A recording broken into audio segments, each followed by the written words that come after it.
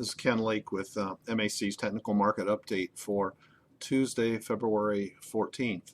I'm going to start with March corn. We noticed that March corn has closed above its 200-day moving average now for about 4 consecutive nights. That 200-day moving average is 367, closed tonight at 374. You notice the retracement values that I'm marking here. And it basically tells me that I think this 50% line comes back into play here at 387. When I switch to D's corn, I'll make a point in regards to the reason that futures prices are going higher here in the face of high stocks, but nevertheless, I'll make that point here in a bit.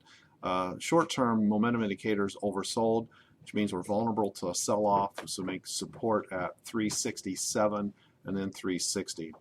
Switching to D's corn, yesterday we traded $4.50, and tonight we ended up at $3.99.5 close.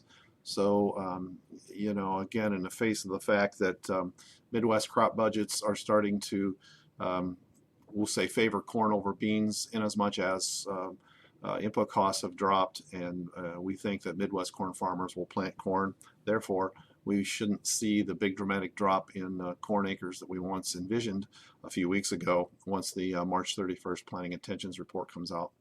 Likewise, soybean acres may not be as big as what we thought either. But nevertheless, here we are at trading $4 December 17 corn, and personally I think that's probably a could be the sale of the year, so to speak.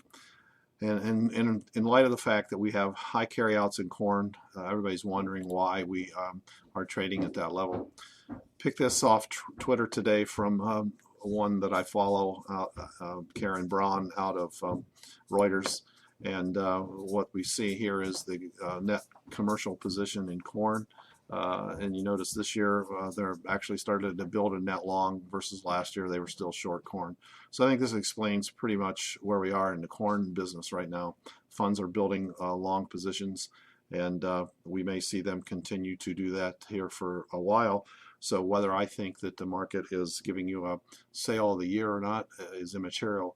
The fact of the matter is, as long as these guys want to build those longs, we could still see additional upside potential in corn.